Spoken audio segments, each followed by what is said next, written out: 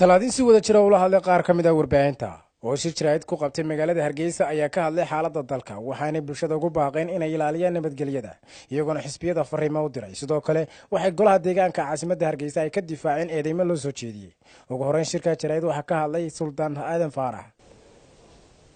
in la ilaaliyo nabadgelyada la ilaaliyo oo wax loo qabto dadka ayaa ma garanaysaa waxa weeye inaynu u rahmanaan oo uuna ma garanaysaa foodiyo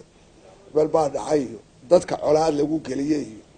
in dadka lagu kala qoqobayo waxaas wax meesha yaala ma haddii konton wasiir saaka aniga la siiyo ciidan u suldaanka ay haddii la siiyo nin waliba naagtiisa iyo caruurtiisa uu masruufayaa lagama yaabo inuu anigoo suldaankiisa waxba ii keenaba suuragal ma dadka waxa wax siinaya waa wadanka iyo nabadgelyada kanaan aabayaasha ka dhaxal sidaa darteed wax duniya dalka iyaga iyo wax dhibaato u geysta dambe ma doonayno dadkuna hantida uu leeyahay hantida qarankeed maqashay waata waayo haddii badnoo laga helo aqalkayga dee boqolaal kun oo nin baa u dhinto waxa weeyaan ma lama odhan karo aqalkii suldaanka laga helay badnoo intaasoo nin dalka u dhimata ummaddaa wadale ma garanaysa sidaa darteed waxaan leenahay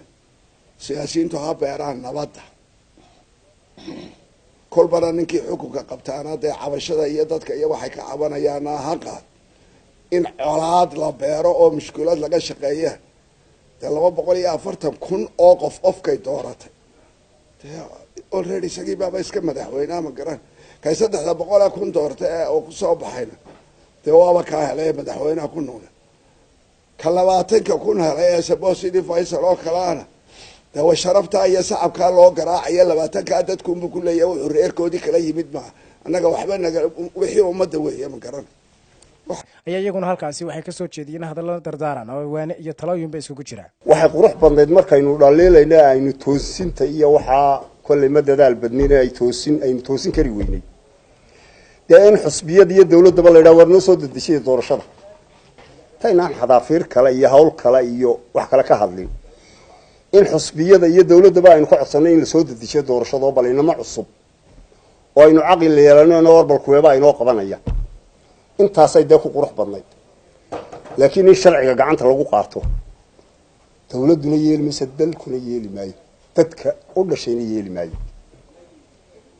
taa intaasan kaga baxay waxaan leeyahay war haddaynu inamadeenaynu dooranay dhaliilayno waqtigoodiba uu dhamaaday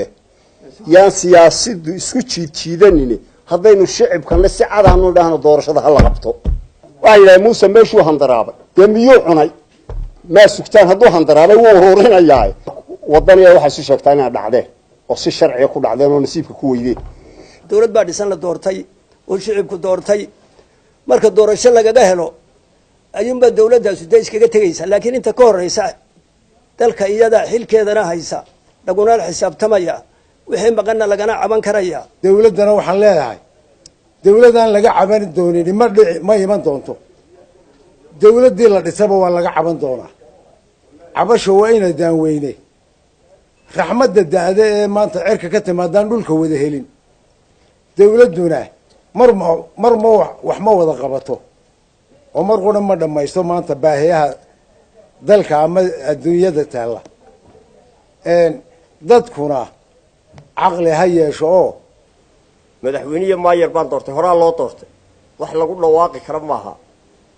nin dalka joogayna inaanu ahayn baa filaya ninka waxa ku dhawaaqay nin wax ka ogna maaha dadkuna wax way tabanayaan waxa leeyahay tabashadooda hoos loo eego si cadaaladaysan ummadana cadaaladda deeqda wixii cabashay ka hadlaya way cabanayaan waxa leeyahay hoos loo eego madaxweynaha iyo maayarka iyo dawladda iyo maayarku xigeenka iyo dadka mas'uulka magaalada ka yiraahdo waxa leeyahay dalka ka yiraahdo dul qaataan waxa lagu leeyahay wax qabto maaha wax xaafadu ku wada socoto maaha wax laga shiray maaha waa wax nabadgeliyo daraan ah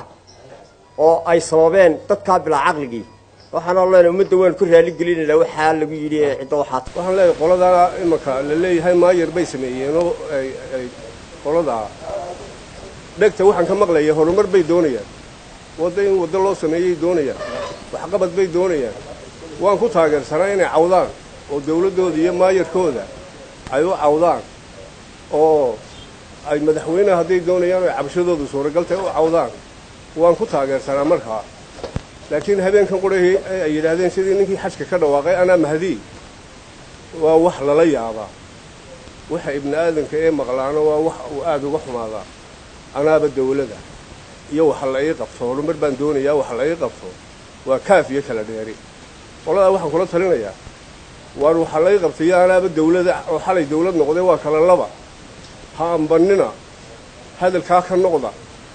iyo aydaan dhib ku musaysanin dalkana ha ku dhibina cabdisamad jaamac axmed cabdisamad gire telefishinka Real Hargeysa.